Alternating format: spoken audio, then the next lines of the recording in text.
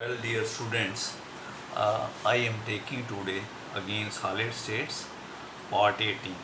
Today I am discussing with you difference between crystalline solid and amorphous solid.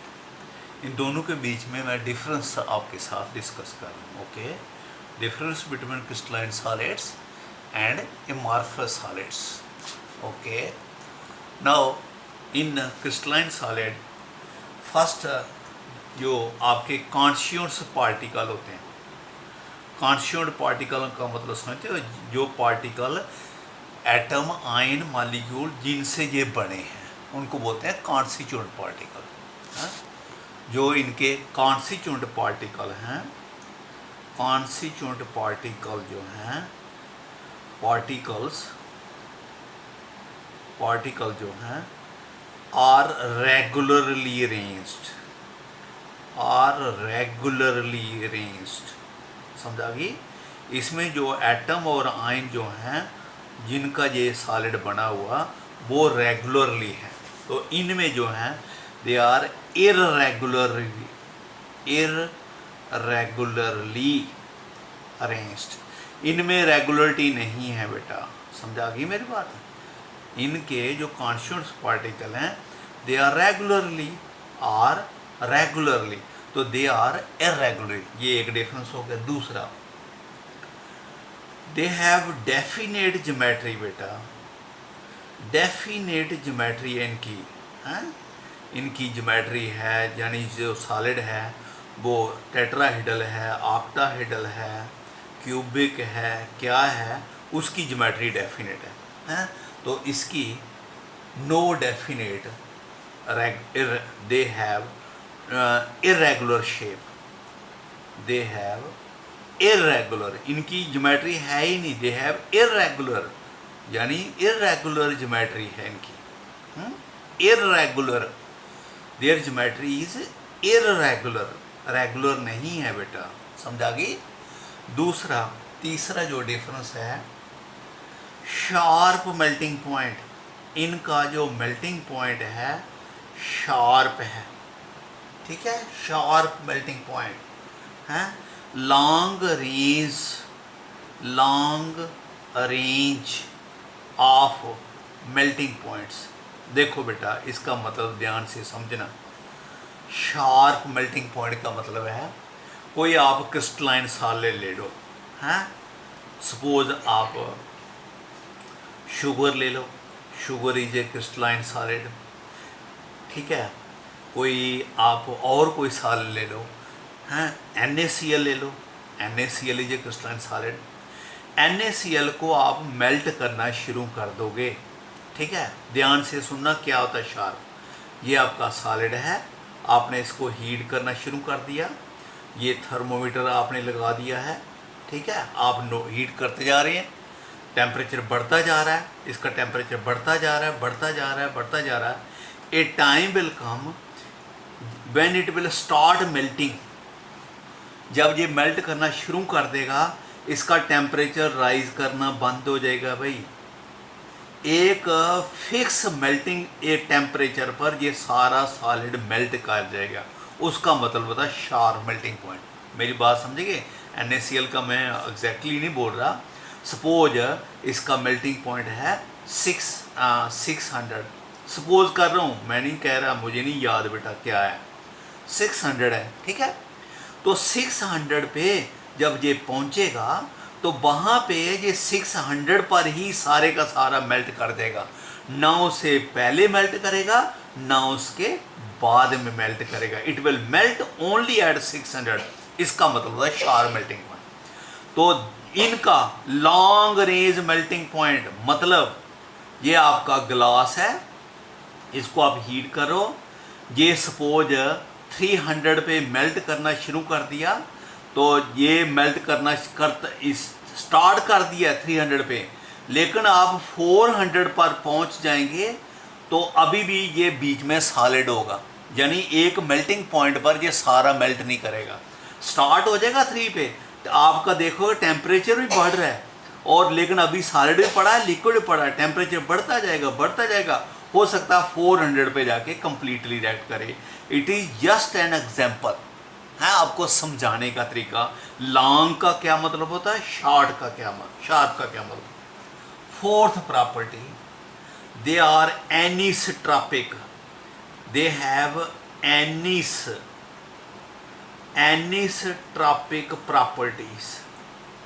एनिसट्रॉपिक properties, समझाता हूँ बेटा। क्या होता है, इनकी जो प्रॉपर्टी है दे आर आइसो मैंने same, isotropic properties, tropic properties. Anis का मतलब होता है डिफरेंट, जो क्रिस्टलाइन सॉलिड होते हैं।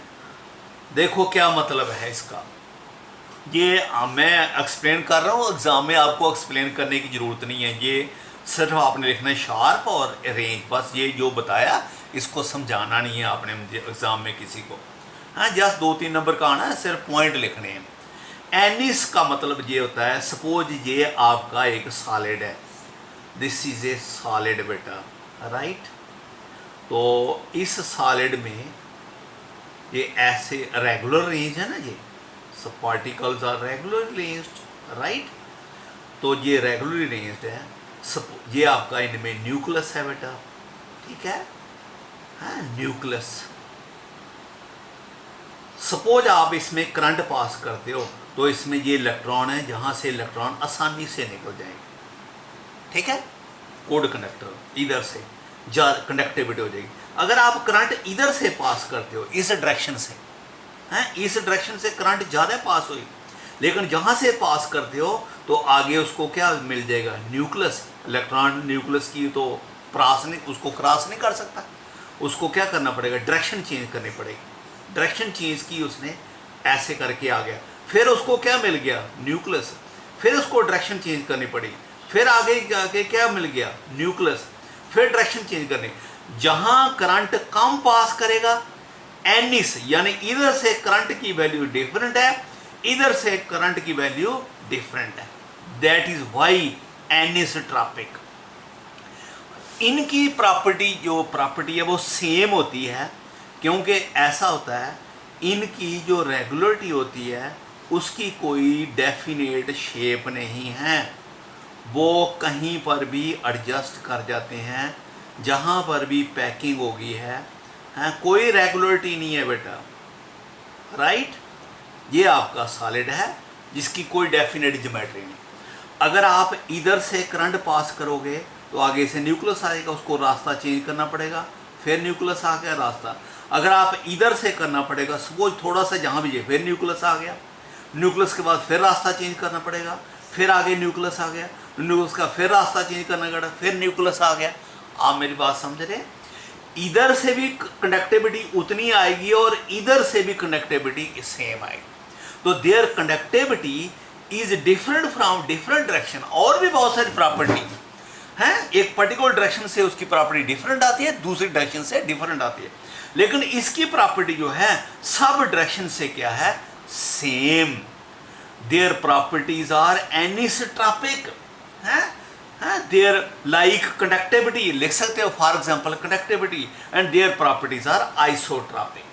Fifth property, they are true solids, ये ट्रू सॉलिड्स हैं बेटा, और दे आर सीडो सॉलिड, झूठे हैं ये, देखने में सॉलिड हैं लेकिन इनकी सॉलिड की प्रॉपर्टी इनमें नहीं है, तभी तो हम इनको अमॉर्फस भी बोलते हैं, इनको सीडो सॉलिड भी बोलते हैं, इनको सुपर कूल्ड लिक्विड भी बोलते हैं। They are called as a super cooled liquid, pseudo solid, amorphous solid, जो ये फिफ्थ प्रॉपर्टी होगी।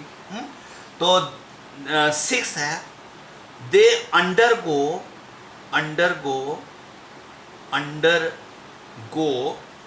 लिखने को कोई है, थोड़ा देखना आपने, अंडरगो, सुन रहे हो मेरी बात, अंडरगो एक क्लीन क्लीवेज, ध्यान से सुनना, बताता हूं क्या होता है। Undergo clean cleavage. देखो बेटा, कभी आप बाजार में कभी कोई बर्फ आइस लेने गए हों, पहले तो लाते थे बाजार से, आजकल तो हमारे घरों में फ्रिज है ना, तो वो आइस वाला पता है क्या करता है, ऐसे आइस का बड़ा सा उसके पास पड़ा है, वो ना जहाँ से ना जब काटना है ना, तो जहाँ से काटना ना वहाँ से शार्प एज से ऐसे थोड़ा सा काटता है, थोड़ा सा काटता है। उसके बाद ना खुद ब खुद एक लंबा सीधा कट जाता है बेटे, बिल्कुल क्लियर 2 पीसेस में, कोई बीच में इरेगुलरिटी नहीं आ जाती। क्लीन क्लीवेज, यानी आपने थोड़ा सा काटा, उसके बाद वो सॉलिड बिल्कुल क्लीन क्लीवेज हो जाती है, ठीक है। लेकिन अगर आपने देखा ये ब्रिक है, ब्रिक है, ब्रिक को तोड़ते हो तो क्लीन क्लीवेज नहीं है, उसकी क्लीवेज ऐसे होगी बीच में, वो क्लीन नहीं होगा और अपर नीचे होगा, इट्स नॉट ए क्लीन।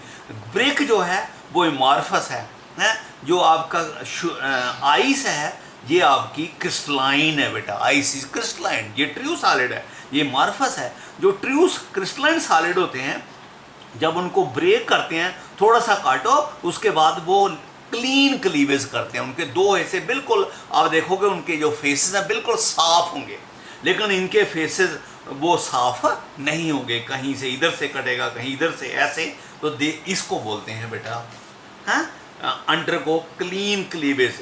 दो ये do not undergo clean cleavage, do not undergo, समझना बेटा, ये तो लिखा हुआ है आपकी बुक में भी लिखा हुआ है, अंडरगो क्लीन क्लीवेज, ये क्लीन क्लीवेज नहीं करते बेटे, they do not undergo clean cleavage, do not undergo clean cleavage. मेरी बात समझ गए, क्लियर है। तो ये बेटा एक और पॉइंट और लिखना है, 6 पॉइंट है, लिख देता हूँ 6 पॉइंट। 6 पॉइंट ये है, definite heat of fusion, definite heat of fusion, heat of fusion मतलब ये होता है बेटा, ये आपने आइस ले ली है, सपोज आपने 5 ग्राम आइस ली है, आप इसको मेल्ट कर हीट करो तो ये मेल्ट कर देगा। चाहे एक लड़का 5 ग्राम आइस ले रहा, दूसरा लड़का भी 5 ग्राम आइस ले रहा, तीसरा लड़का भी 5 ग्राम आइस ले रहा है, जितनी इस लड़के की हीट चाहिए इस फ्यूज करने के लिए, उतनी इसके लिए चाहिए, उतनी इसके लिए, डेफिनेट हीट ऑफ फ्यूजन।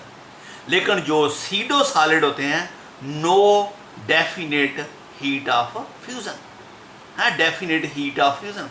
एक लड़का उसने 5 ग्राम ब्रिक ली है, दूसरा लड़का उसने भी 5 ग्राम ब्रिक ली है, तीसरा लड़का उसने 5 ग्राम ब्रिक ली है, इसको हीट करके उसने मेल्ट करना है, इसने भी करना है, तो जो हीट इसको चाहिए जरूरी नहीं है इन तीनों की सेम हो, इसकी थोड़ी कम होगी, इसकी थोड़ी हो सकता है ज़्यादा हो, तो ये डेफिनेट नहीं है, ये इस लड़के ने 5 ग्राम को हीट किया, अब हमने फिक्स कर दिया, बुक्स में लिख लिया कि हीट इसको पर ग्राम में इतनी हीट चाहिए, लेकिन ब्रिक को पर ग्राम में आप नहीं लिख सकते क्योंकि ये डेफिनेट नहीं है।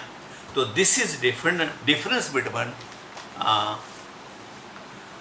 Crystalline solid and amorphous solid. मैं फिर समझाता हूँ, इनके जो कॉन्स्टिट्यूएंट्स पार्टिकल हैं वो रेगुलर अरेंज्ड हैं, इसमें इरेगुलर, सिर्फ पॉइंट लिखने हैं हमने। इनकी ज्योमेट्री डेफिनेट होती है, इनकी ज्योमेट्री डेफिनेट नहीं होती। इनका मेल्टिंग पॉइंट फिक्स होता है, इनका melting point long range melting point होता है। इनकी प्रॉपर्टी जहाँ डिफरेंट डायरेक्शन से डिफरेंट निकलती है, इनकी प्रॉपर्टी सभी डायरेक्शन से सेम निकलती है।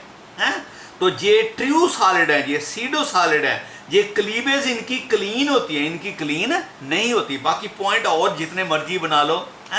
डेफिनेट हीट ऑफ फ्यूजन, इनकी नो डेफिनेट। ये कोई बच्चा मुझे पूछ रहा था, ये लॉन्ग